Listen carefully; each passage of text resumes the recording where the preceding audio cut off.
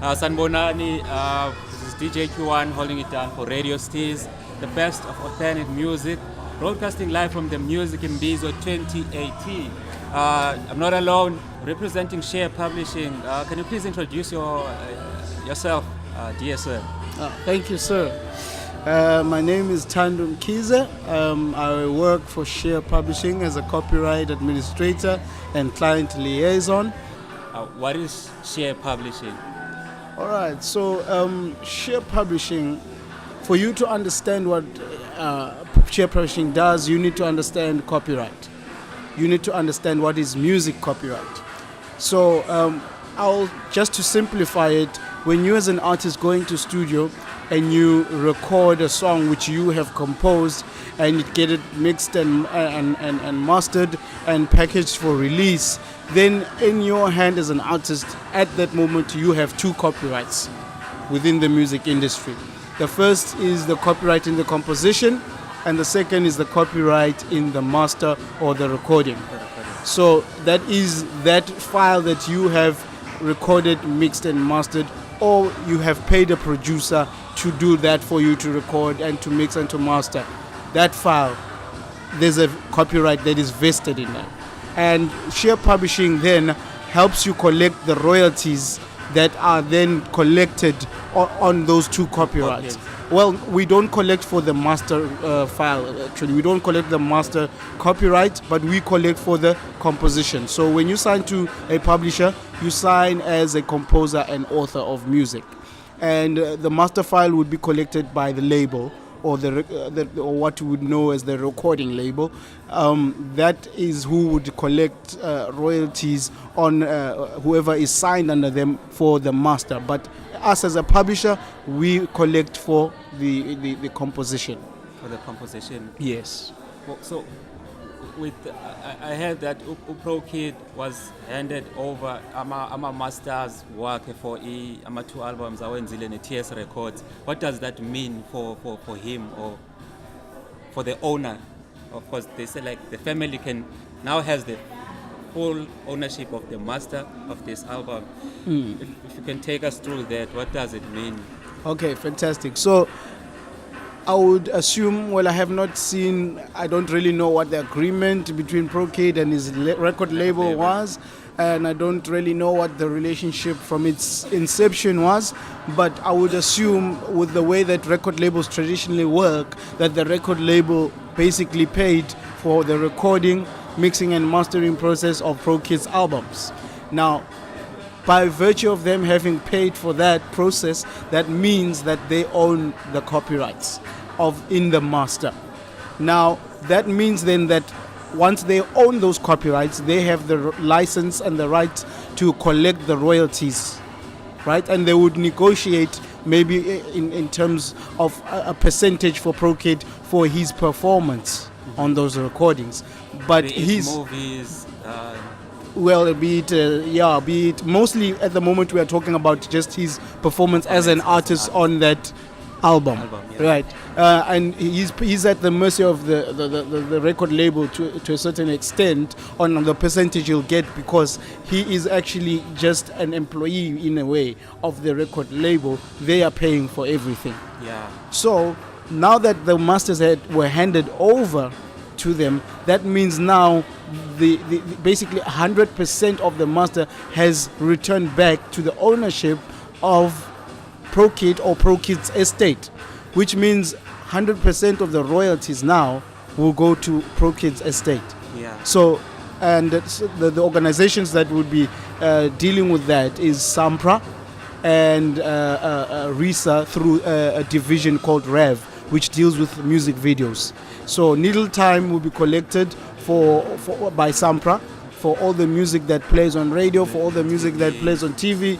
Well, TV, it depends, because with TV we have what we call synchronization, which is when moving picture is synced with audio, which means your music being used on like documentaries, on shows, on television, on adverts, that's called synchronization. It's a separate royalty altogether, and usually it would be a negotiation between the production house and the owner of the copyright in the master, which would be either the record label or the independent artist himself. So what it means for ProKid that they've handed over the masters of his sound recordings or his albums just simply means all Needle Time royalties now will go to his estate from Sampra. You say people who deal with Needle Time would be organizations like Samro? No. Needle Time, remember I explained that there's two copyrights. Yeah. There's a copyright in the composition and there's the copyright in the master. Yeah. So the organizations that deal with the copyright in the master is RISA, which is through their division called REV, which collects VPL. VPL is a royalty that relates to music videos. Then there's also Sampra, which collects Needle Time, which is a royalty that relates to basically whenever the recording that you did in studio is played on radio, is played wherever else, right? And remember, the Needle Time is vested in your recording. Yeah. In other words, let me make an example. If someone makes a cover of a composition and he records everything himself, doesn't sample anything, then all the royalties of that copyright go to that individual. In other words, the person who had the first recording has no share in the new recording. I'm glad you mentioned sampling. So, I just want to end by finishing off explaining that Samro and Capasso only deal with the copyright in the composition, which means that they only collect for the composition. There are royalties under the composition, which is performance royalties and mechanical royalties. Then there's also synchronization. On top of that. Yeah. I feel as if like it puts a lot of pressure to the upcoming guys because it's too much information and it's complicated. Yes. You're dealing with a lot of rights. Exactly. And it's a bit tricky. And from my observation, these guys are not here. They're sitting somewhere on Facebook chatting about music. Yeah, I'm dropping an EP, I'm dropping a single and whatnot and blah, blah, blah. But we'll talk about what you can advise them. Yeah. Talking about sampling, I've noticed that within, especially the space of hip-hop, something that is started with sampling and whatnot. What advice would you give to the beat makers? Funny enough, I was on a session here, beat making with a beat maker upstairs. So a lot of producers have moved to solely composing because of the complications of sampling. And I forgot his name, but the guy who works business partner Questa mentioned Dogoti. They sampled a song which they never cleared. It turned out to be big, but only because they sampled someone who sampled someone who sampled someone, and then it was a trail. You don't know which one you should clear because it becomes blurry of who owns the actual song. But how important is clearing the samples or moving away from it? Yeah. So which step should you take? Yes. So I cannot overemphasize that how careful you ought to be when you're gonna sample someone's music. Now, remember I explained that once you have a song that you come out of studio with that is ready for release, you have two copyrights in your hand. So you must understand that any song that you're gonna sample, that means there's two copyrights for which you have to clear and pay for. Yeah. So in other words, this is the thing. There's two people, or either two people or one person who owns these two copyrights. And you have to make sure that you first pay your due diligence and you negotiate with them a share, because once you take a sample and use it in your composition, yes, there's a new copyright. There's two new copyrights that you have created with your new song. So now I have to clear and make sure that I have the license and the right to make use of it and collect some royalties from it. And if you don't do that, I've seen cases where guys ended up losing even their composition. So in other words, a person comes and sues them and takes 100% of their composition Yeah. or their song. It was used without permission. Because it was used without permission. Basically, you lose Sometimes all. they have to pull the album out of the shelves Definitely. because of that song. Yes. So sometimes you find also that there's ethical issues because you find that maybe you are a certain kind of an artist and this person has a certain brand they're pushing, and what you are doing is interfering with their brand and they don't like that. Yeah. So they basically say, dude, I don't want you to release the song at all because you do not represent my brand well. Yeah. So ethically, so that can... And for instance, there's a case, I think one guy sampled a white folk music band at a time where the racial thing was very rife in America, and the white guy was like, no, put that album off the shelves. They used the album without, I think it was Dilla Soul. Yes. They used that album without permission, and they were forced to, if not, they lost like a lot from that album, Jay, because they had to pull it off the shelves. Yeah, bro. Yes. How does one get their music into your library? Fantastic question. So you must understand that library music is a different ball game altogether from commercial music. Yeah. The reason being there are different rates, number one, and there are different rules for library music. For example, a library music song cannot be longer than 2 minutes. And a library music song cannot have a long intro. This intro has to be something like 6 seconds. Within 6 seconds, they need to know what direction your song's taking.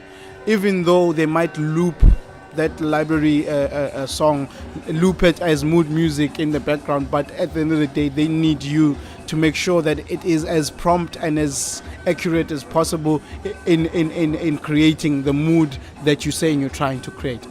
And another thing is, what is very important in library music is data capturing, because what happens is when broadcasters or when production houses come looking for library music, they're going to search on a search engine that is created by the publisher. So they will be searching using certain keywords, and those keywords are what's going to lead them to the music that will create the mood that they want. So if you haven't entered your metadata accurately, then they will not be able to find your music. So then you might lose out. Keywords are more important. Exactly. And another thing with library music, it's possible to make a lot of money out of library music if you get the right deal, or you get the right people using your music. So if your song, for example, gets used on, for example, a TV show like maybe Generations, and your song is being used as a jingle for the intro and the outro of the show, you're gonna make a lot of money, because every single day, twice a day or 3 times a day, because it's the main show, right, at 8, then it's the repeat, then on the weekend it's the omnibus. So that every time every time that show plays, you are smiling, because that's money. That's money coming into your account, right? So if you do library music right, you will make it in this industry, in that industry. It's an industry on its own. It's got its own rules, and you need to abide by them. And once a song is classified as library, it can never be unclassified into commercial. If it's in library, it's in library for life. That's something you need to consider when you go into library, or when you put a song into library. And another thing, when you are an artist creating music for library, you need to have a minimum of 100 songs that you're going to submit. Because remember, you find that these production houses, they would not want to find themselves using the same music. They want to differentiate between each other. And so if you only have one song, they have a greater chance of having multiple people using that song, or you only have 10 songs. They have a greater chance of bumping into multiple other broadcasters or other production houses who have used the very same music. So you need to have as large as possible a catalog as you can have. So if, let's say, there's a community radio in the area, and then somehow I know how to produce music and compose, Yeah. and then I submit this jingle for news for the radio station to use. Yes. Am I able to submit, even though I know it's already sitting on your library, and submit it on my own to the radio station? Well, it's possible. Or should the broadcaster go directly to Share to say, okay, no, I want to use this?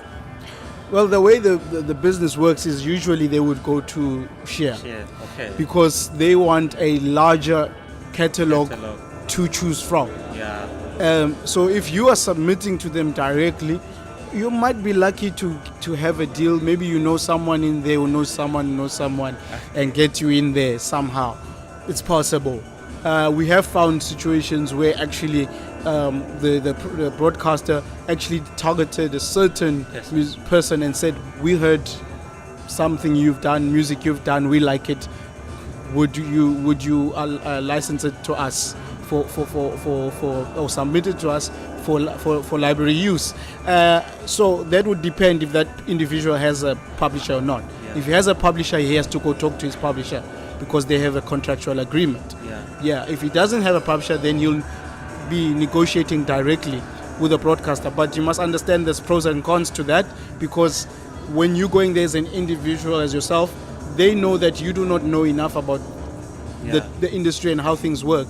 So they may even sell you short. They might pay you even half of what, or less than half of what you're supposed to get out of it. One person asked me, if I'm a member of Samro,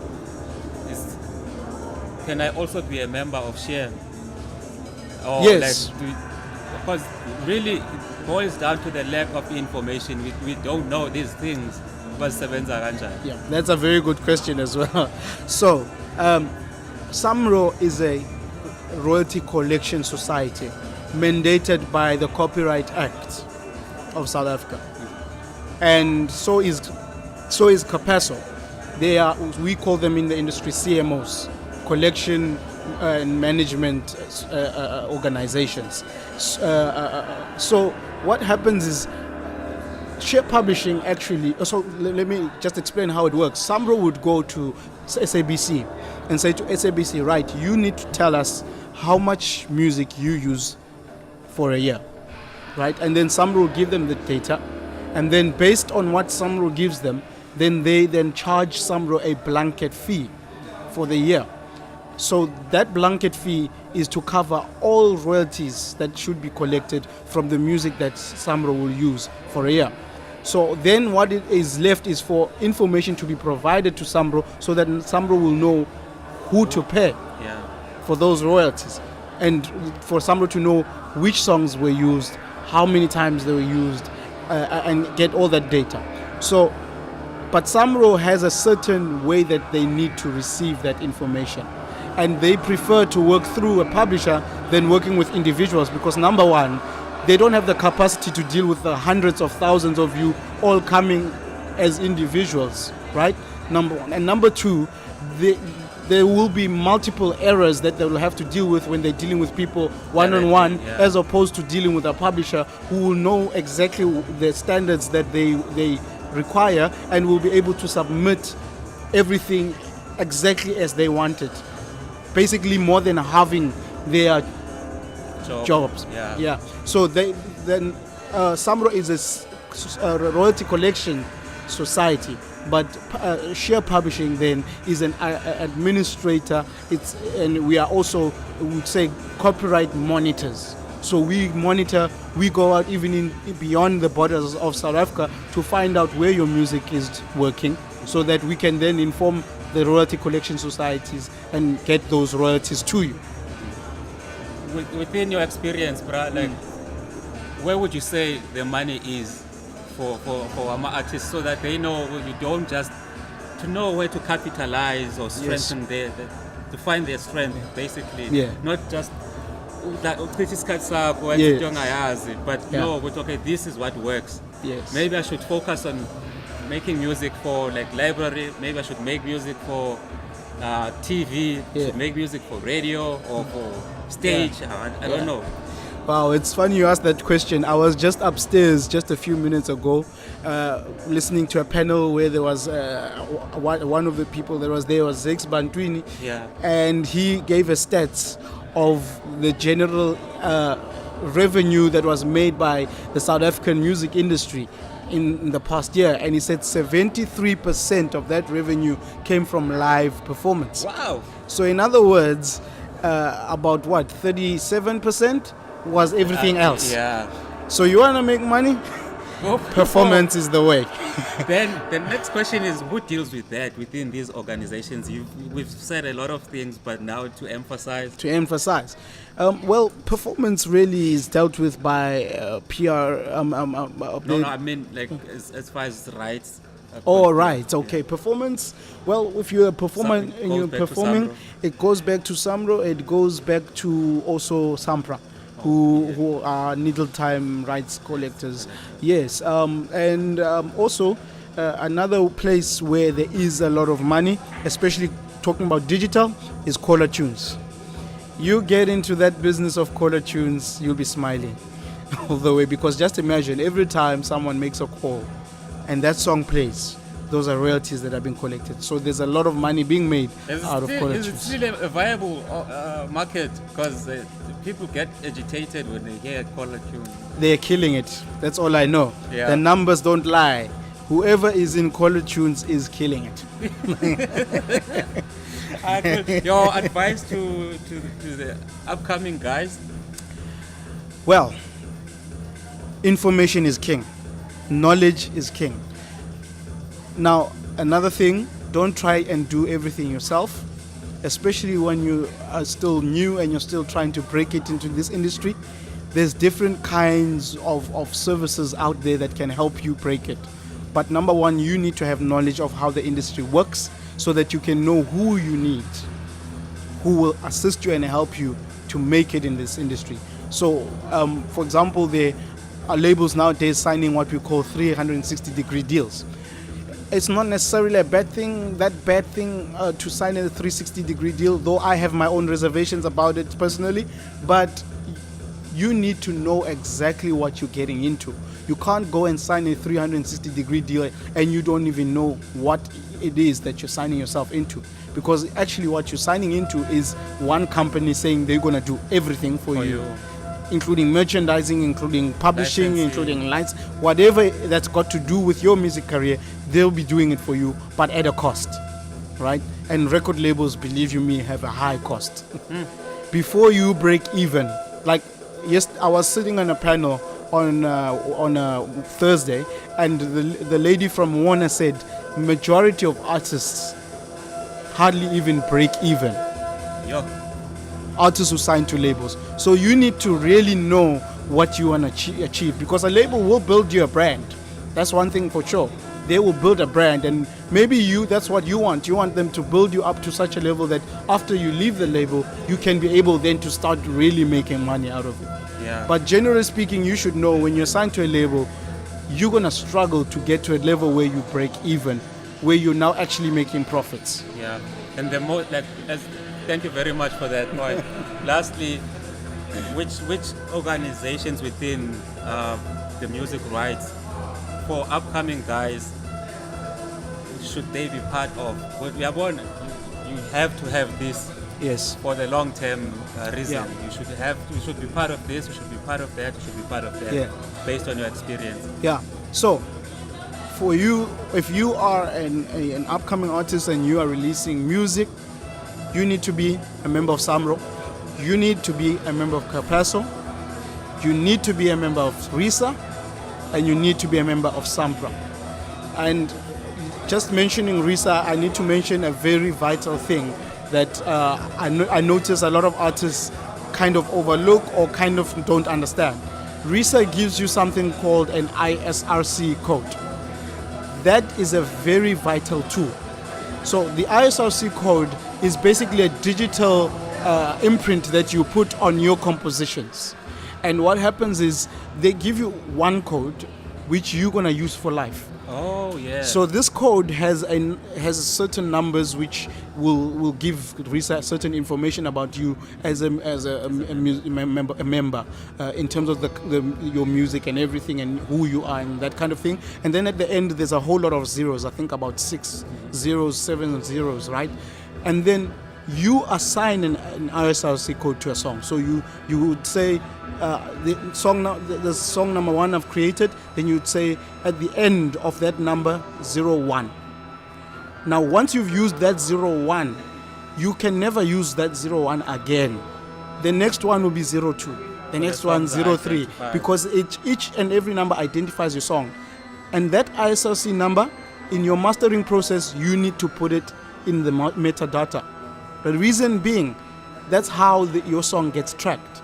So if your song is playing somewhere in a territory in the United States, the CMOs there, the royalty collection societies, they will be able to pick it up because they have softwares which pick up ISRC codes, and they'll be able to actually, you might even get a call from overseas saying, dude, we actually have a whole lot of royalties we've collected in our territory for you.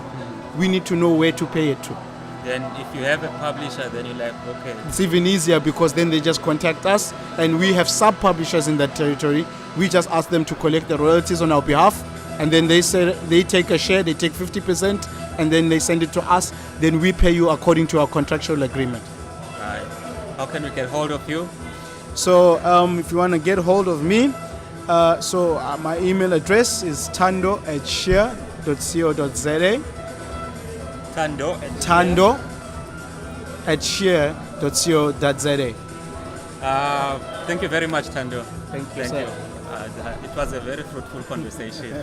Thank you very much. Peace, love, and respect.